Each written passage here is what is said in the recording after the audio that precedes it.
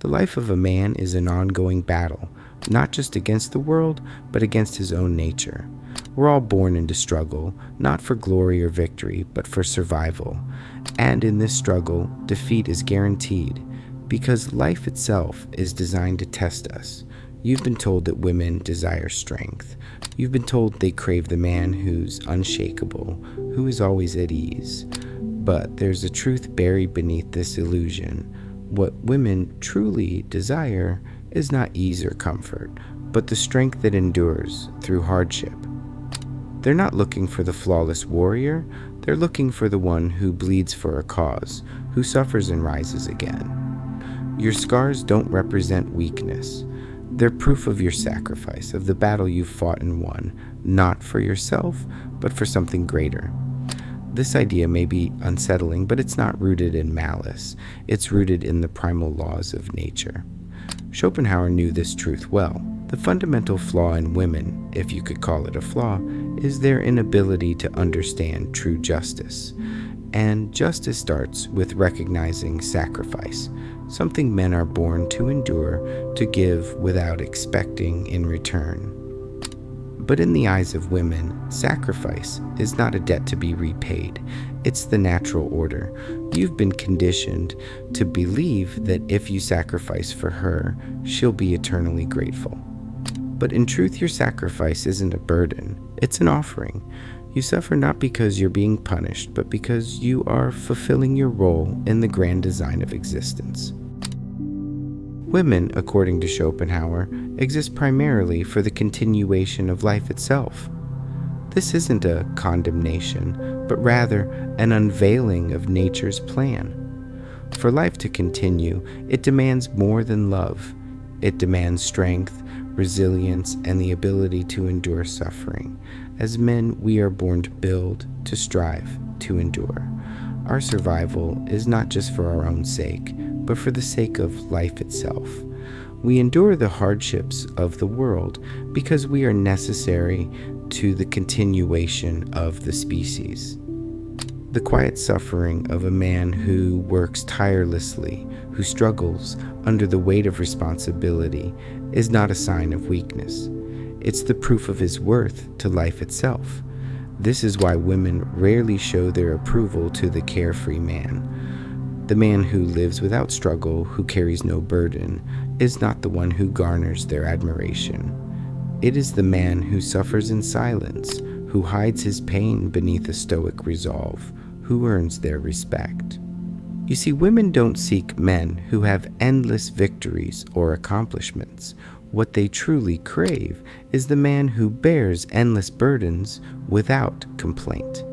They admire the strength that comes from enduring pain, not from avoiding it. Schopenhauer's view was that women, in their essence, have evolved to test the strength of men, not out of cruelty, but because survival demands it. Women, in their role of nurturing life, are instinctively drawn to men who can endure, who can withstand the pressures of life without breaking. Nature has endowed women with the art of dissimulation, an ability to mask their true intentions, to test a man's resolve. If she challenges you, if she seems indifferent or distant, understand this. It's not villainy, it's survival. Her instincts are not trying to destroy you, but to see if you are worthy of the life she might offer. In her world, only the man who endures, who withstands pain and hardship, is worthy of her devotion. She becomes the mirror that reflects your strength, or lack thereof, and the forge that shapes you into the man you are meant to be. Through the suffering she may impose, she is, in a way, crafting greatness within you. But in today's world, many men, raised on ideals of equality and sentimentality, are confused by this. They expect women to honor vulnerability, to reward their softness, and to praise their emotional openness. They forget that vulnerability, to the primal mind, signals weakness, and weakness is something that nature demands be rejected. The modern man caught in the illusions of equality and tenderness, finds himself bewildered by this truth. He believes that kindness, vulnerability, and emotional openness should earn him admiration. He thinks that by expressing his weakness, he will receive love and devotion. But Schopenhauer's warning is clear. To expect women to honor your tenderness is to misunderstand nature. Vulnerability to the primal instincts of women is not a sign of endearment. It's a signal of weakness. And weakness, when the harsh laws of survival, is not something that commands loyalty. It commands rejection. The truth that Schopenhauer pointed out was not that women are inherently cruel or malicious, but that they are deeply aligned with the laws of nature. They are loyal to the forces that drive survival. These forces value strength in the face of adversity, not softness or the desire for comfort. When a woman loves, she loves with all the strength of her being. But Schopenhauer argued that there's always an element of selfishness in her love, not out of malice, but out of necessity. She is drawn to the man who is strong enough to endure life's hardships, who stands unbroken in the face of pain, and who conquers his suffering with dignity. So, when you wonder why your acts of kindness, your sacrifices, and your vulnerability go unnoticed, remember this. It's not because she doesn't care. It's because your suffering, when it's offered without pride, is invisible to her instincts. The suffering of a man who endures quietly, without complaint or desire for validation, doesn't register as strength. Instead, it's seen as weakness. You might rage at this truth, feeling misunderstood or even broken. But Schopenhauer's teachings show us that suffering without pride is a form of invisibility. It's not that she doesn't notice, it's that she can't. She's not drawn to the man who suffers without understanding. She's drawn to the one who understands his suffering and bears it with grace. The man who suffers in silence, who carries his pain without seeking sympathy, is the one who truly frees himself. He is not enslaved by his suffering, he transcends it. Schopenhauer's point was not that life is cruel, but that it's in suffering that we find our true strength. In embracing pain, we don't become weak. We become strong, for we learn to endure, to rise above the challenges that life throws our way. And when you embrace this truth, you'll stop seeking validation from others, especially from women. Instead, you'll command respect. Schopenhauer's teachings reveal a harsh truth about what it means to be a man. In his view, the modern man has been deceived by illusions that make him seek softness, comfort, and approval instead of strength, resilience, and mastery over himself. Men were not born to be loved for their tenderness or their intentions. They were born to be tested by life, by fate, and yes, by women. Women, in their primal nature, are not interested in the man who craves love or approval. They are interested in the one who proves his worth through endurance, the one who stands unbroken after he has been tested by life's trials.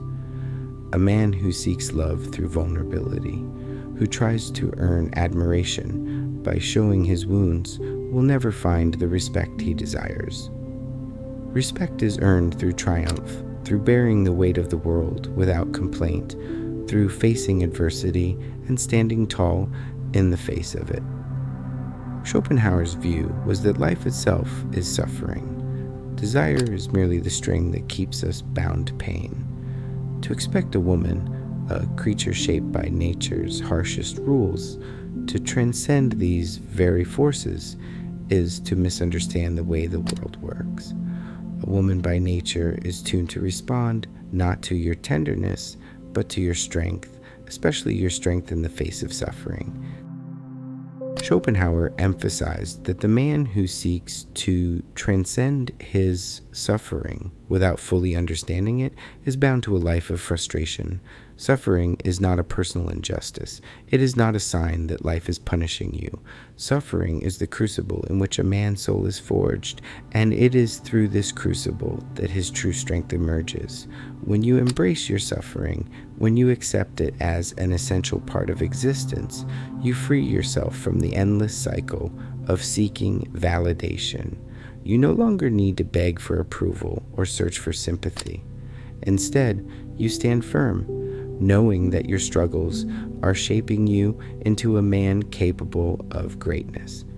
The idea that women desire only strength in the absence of pain is a misconception. What they truly admire is the man who bears his suffering with dignity, who doesn't allow life's trials to break him. This is what makes him worthy of respect, his ability to endure, to rise above the storms that life throws at him, and to continue without bitterness.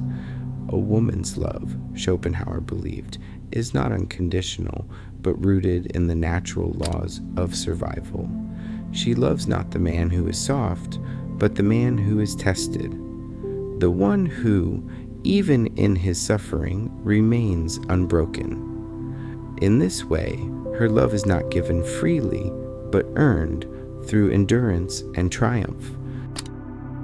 Schopenhauer's final lesson is one of acceptance and mastery.